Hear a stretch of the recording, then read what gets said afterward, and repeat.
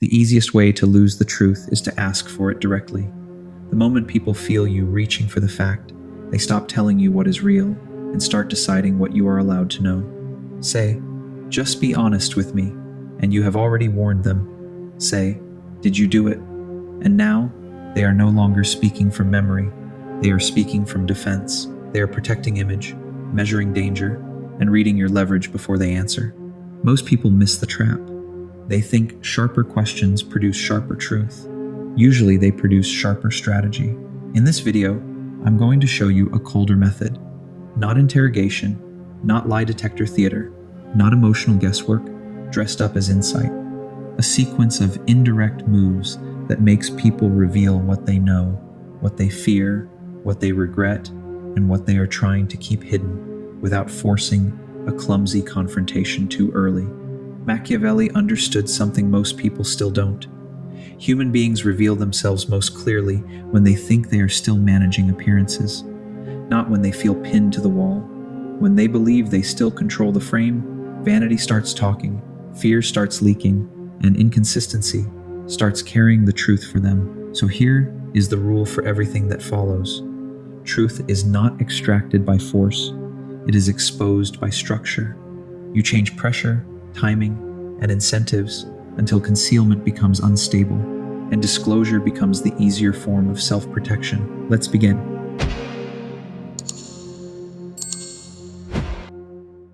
Move 1. Never chase the truth head on. If you want the truth, the first thing you must control is your own hunger for it. The amateur enters a conversation starving for clarity. He wants the answer now. He wants the confession now. He wants one clean sentence that resolves uncertainty and restores control. That need is visible. And the moment it becomes visible, the other person stops talking naturally and starts building defenses around whatever they think matters most. That is why direct questioning fails so often. Not because people are mysterious, because direct questions tell them where to fortify. Where were you? Tells them the timeline is dangerous. Why didn't you tell me? Tells them omission is the issue. Are you hiding something? Tells them image management just became urgent. You think you are extracting information. In reality, you are showing them your targeting priorities. Once they see that map, they stop giving you reality and start giving you construction. They prepare denials. They choose language that sounds safe. They become moral before they become factual. They suddenly cannot remember the one detail that matters, but they can remember every harmless detail around it. You have heard these lines before. I would never do that. That's not who I am. You know how much I've done for you. I don't even understand why this is a question. That's not really the issue. None of this is direct truth. It is perimeter control. And notice something else. Direct pressure distorts innocent people too. A clean person under visible suspicion can become awkward, over-careful, even clumsy.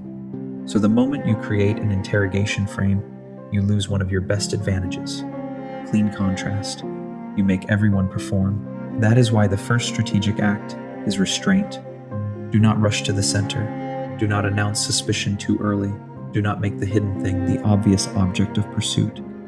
If you walk straight at the truth, they will meet you there with preparation. This is not passivity. It is a shift from hunter to arranger. Instead of asking, "Did you lie?"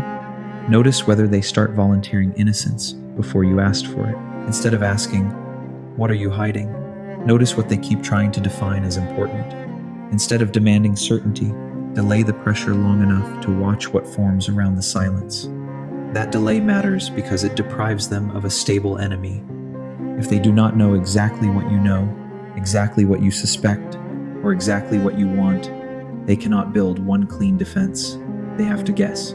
And when people guess under uncertainty, they reveal what they are trying hardest to protect. Move 2. Build a safe stage they will want to perform on. Once you stop chasing the truth head on, the next move is not pressure, it is stage design. You create a setting where the other person feels normal enough to speak, composed enough to stay open, and protected enough to believe they can still come out of the exchange intact. This is where weak people become sentimental and strong people become useful. The point is not rapport for its own sake. It is not fake warmth. It is not making them feel seen. The point is to lower visible threat while preserving ego comfort. People disclose more when they believe they can keep their dignity while doing it. A safe stage has a few clear traits. First, your tone is neutral, not frozen, not eager, not morally charged. If your tone is too hard, they contract. If your tone is too soft, you look hungry for trust, and they start managing you that way instead. Neutrality is stronger than warmth because neutrality gives them less to push against. Second, you widen the frame before narrowing it. You let the conversation begin in ordinary territory, sequence, context, side details, surrounding people, how the situation felt, how it evolved. Broad space lets them choose emphasis, and what a person chooses to emphasize is often more useful than what they say under direct demand. Third, you stay non-reactive. No visible excitement when they reveal something useful. No tightening when they mention something ugly. No flashes of victory, judgment, or injury. Every reaction teaches them where the minds are. Fourth, you allow face-saving language to exist for a while. If they say, "It was a messy week," you do not need to attack the sentence. If they say, "People misunderstood the situation," you can let that sit. You are not agreeing with the hidden lie. You are permitting a temporary frame that keeps speech moving. Most people kill useful conversations because they try to contest every inch too early. Think about a common example. Someone concealed contact with a person they should not have been in contact with. If you open with accusation, they go rigid. They deny the contact, deny the meaning, deny your right to ask, and shift into offense. But if the conversation opens around stress, confusion, blurred boundaries, mixed motives, poor timing, and the way people delay difficult conversations, something changes. You have not excused them. You have simply built a stage where truth does not immediately feel like self-execution. That is the point. People talk when reality can still be folded into a survivable self-image. This is where vanity becomes useful. People would rather look overwhelmed than deceitful, misunderstood rather than disloyal, conflicted rather than calculating, pressured rather than selfish. If those exits remain available, many people will take them, and while taking them, they tell you what happened. So understand the mechanism clearly. You are not trying to earn trust in the sentimental sense. You are reducing the visible cost of speech while preserving enough ego reward for them to keep going. Let them feel articulate. Let them feel measured. Let them feel as if they are guiding pace and tone. Very often, the person who thinks he controls the conversation is already exposing himself inside it. And this safe stage does one more important thing. It keeps them from realizing that silence would be the smarter move. When a room feels dangerous, people become economical. When a room feels manageable, they become expansive. Expansive people leak. Move 3. Give them space to commit themselves. Now the stage is built. This is where most people ruin everything by filling it with questions. Do not do that. At this point, your job is not to make them answer. Your job is to make them author. That is a different mechanism entirely. Move 2 is about environment. Move 3 is about commitment. Once they start building the narrative with their own hands, they create statements, omissions, emphases, and emotional priorities that can later be tested. They are no longer just responding to you. They are investing in a version. An investment creates exposure. This is why under-questioning is so effective. Instead of saying, "What happened next?" you can say, "That seems like the point where everything shifted." Then stop. Instead of saying, "Why didn't you tell me earlier?" you can say, "You probably thought waiting would contain it." Then stop. Instead of asking, "Were you angry?" you can say, "That part seems to have stayed with you." Then stop. These are not accusations. They are open structures. They invite continuation without triggering the hard reflexes of direct defense. And then, silence does the work. Most people are terrified of silence. They rush in to rescue the other person from it. That is amateur behavior. Silence is not empty. Silence is pressure without fingerprints. When the gap opens, people start revealing how they regulate themselves. Some rush to fill it because they fear what you might infer. Some add details no one asked for because volume feels safer than precision. Some correct things you never accused them of Some begin explaining motive because facts feel too exposed. Some say one careful sentence, pause, and then give you a second sentence that matters far more. That second sentence is often where the truth starts showing itself. The first sentence is controlled. The second sentence is repair. You will see it constantly. I mean, it wasn't really planned. It just kind of happened after we'd already been talking. There it is. The first clause denies intention. The second clause quietly admits prior contact, or this. No, I didn't think it was important at the time. And honestly, I knew if I said it then, it would become a whole thing. Again, there it is. The first half minimizes. The second half discloses motive. This is why reflective statements are stronger than many questions. They say, it got complicated. You say, complicated. Then wait. They will usually tell you what made it complicated. The thing they choose first is rarely random. It may be the pressure point, the excuse, the missing person, the forbidden overlap, the cost they feared, or the image they are trying to preserve. So the purpose here is not mystical listening. It is induced self-authorship. Once a person starts telling the story voluntarily, he begins committing himself to a timeline, to motives, to priorities, to emotional emphasis. Later, if you need to introduce friction, you are no longer pressing against empty air. You are pressing against his own construction. Move 4. Watch what their story has to protect. Now, you shift from hearing words to decoding structure. This is where the conversation stops being social and becomes strategic. At this point, care less about whether every sentence is technically accurate and more about what the narrative is built to defend. Every misleading story has a protection function. It is trying to save something, a relationship, a reputation, access to someone, a timeline, a source of leverage, a claim to innocence, a claim to competence. Sometimes the hidden fact is smaller than the structure wrapped around it. What matters is the identity, access, or advantage the story is trying to preserve. So, watch 3 things.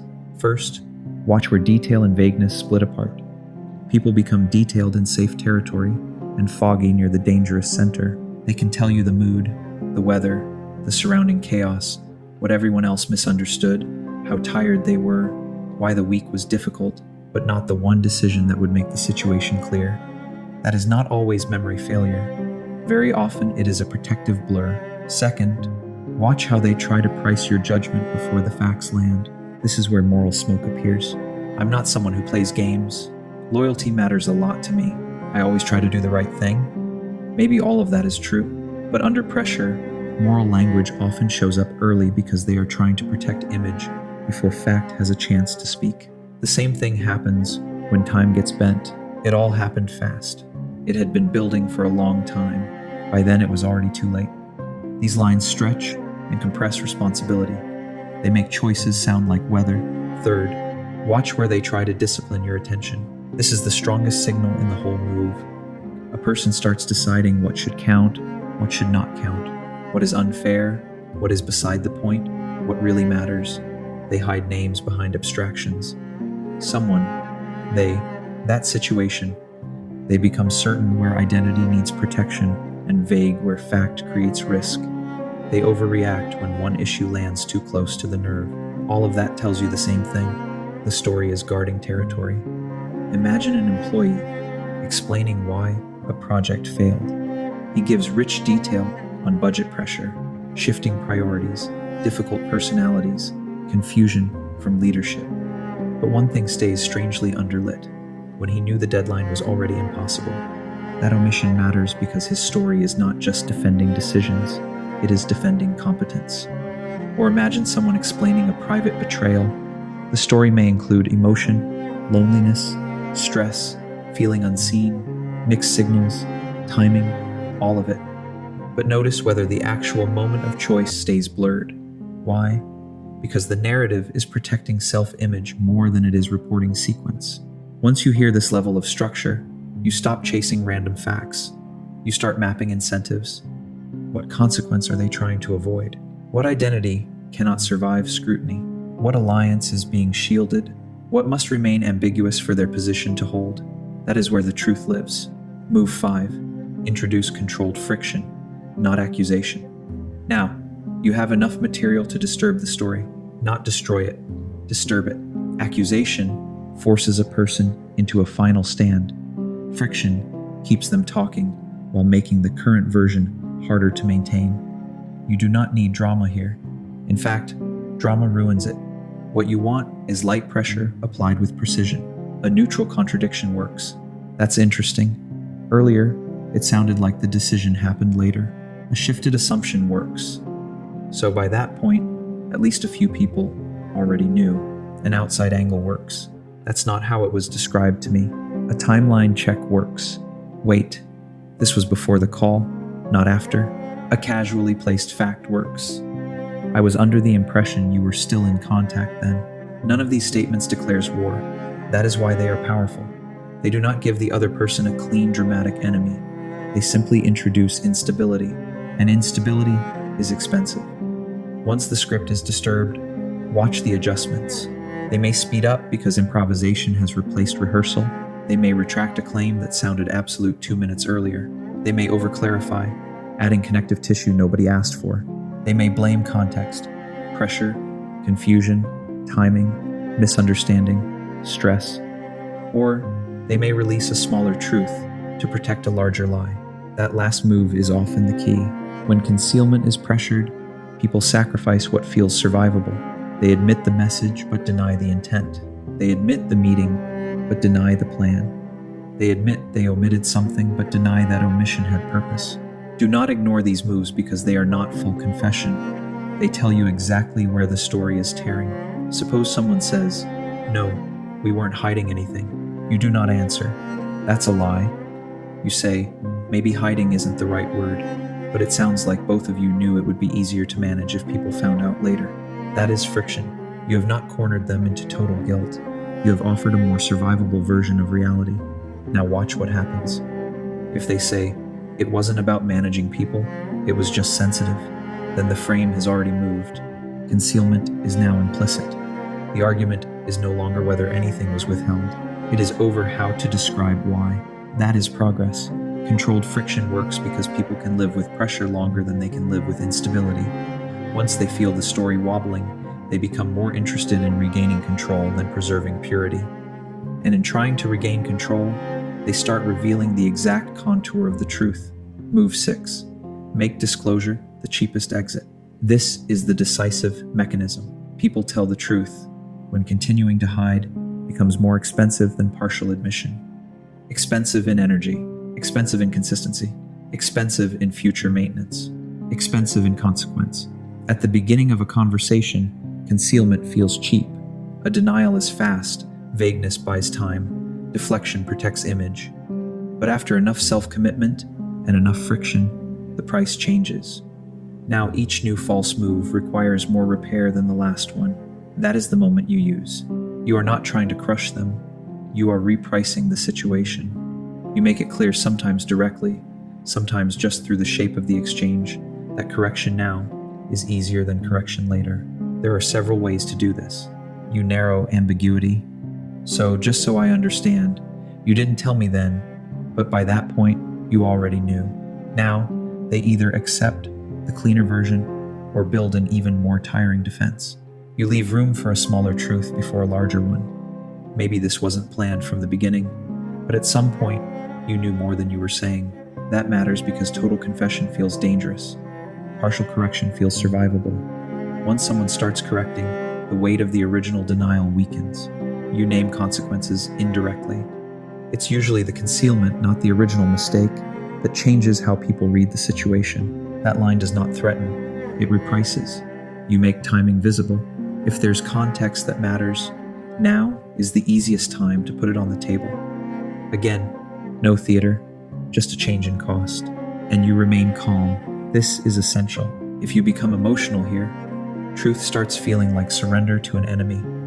If you stay controlled, truth can be sold to them as a rational stabilization move.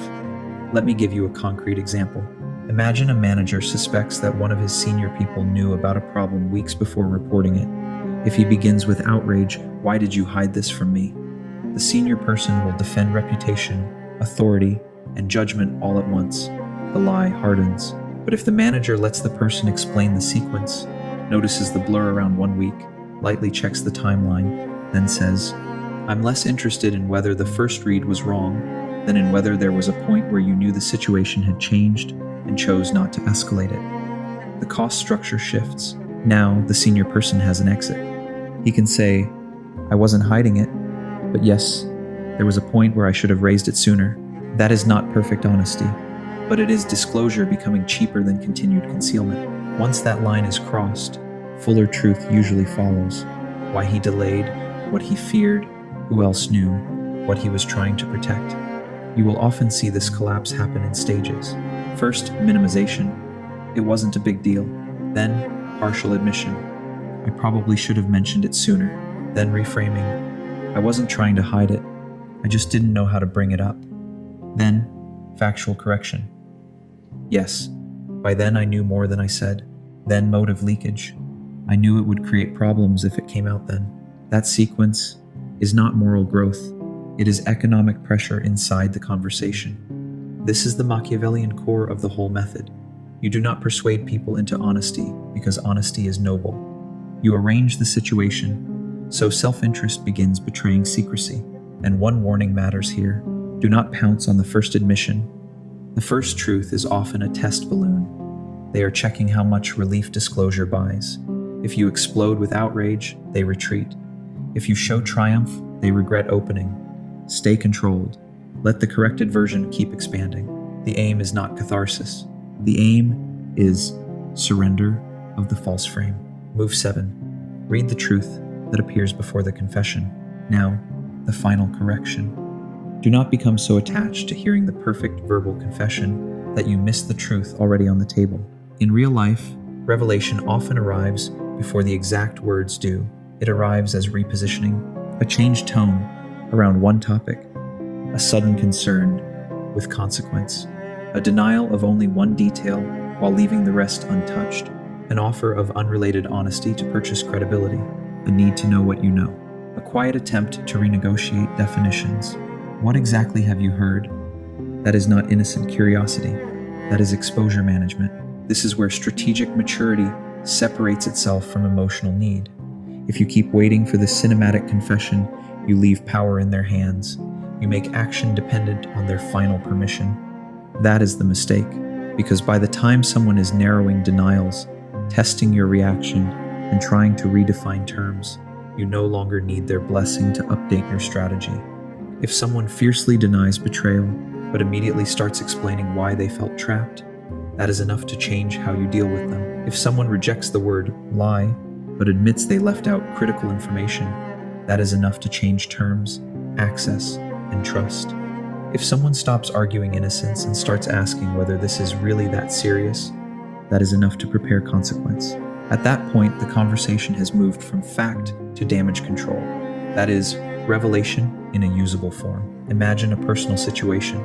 You never get the sentence, "Yes, I was deceiving you." Instead, you get narrowing language, concern over timing, stress about who knows, and a sudden obsession with whether labels are fair. If you are still waiting for the exact cinematic line, you are behind. The useful truth has already arrived. Or imagine a political one. A figure does not admit wrongdoing, but the timeline keeps being revised. Names keep disappearing from the story, and the defense shifts from denial to procedural argument. Again, the truth is not absent. It has changed form. This matters because power does not come from hearing the sentence you wanted. It comes from having enough clarity to move correctly before they finish negotiating language. Words still matter. Full disclosure can matter for decisions, records, leverage, commitments, and consequences, but strategically, the threshold is earlier than most people think. By the time a person is bargaining over labels, instead of defending reality, concealment has already cracked. Your job is no longer interpretation, it is command. Recap: do not chase the truth head on, because direct pursuit tells people where to defend. Build a safe stage, because people reveal more when dignity still feels preservable. Give them space to commit themselves, because self-authored stories create usable overreach, omission, and emphasis. Watch what their story has to protect, because concealment always serves an incentive. Introduce controlled friction, because instability exposes what accusation would only shut down. Make disclosure the cheapest exit because people correct faster when hiding costs more than admitting. Then read the truth before the confession because waiting for perfect wording leaves power in their hands. People do not confess because you pierced them. They confess because the structure around them stopped protecting the lie. The hidden fact is rarely the real prize. The real prize is control over the conditions that make concealment fail. Whoever controls those conditions does not wait for honesty. He makes dishonesty collapse. Subscribe and like if you want strategy, not theater. The person demanding honesty too early usually teaches the liar how to survive. Comment, in your experience, what reveals more first silence or friction?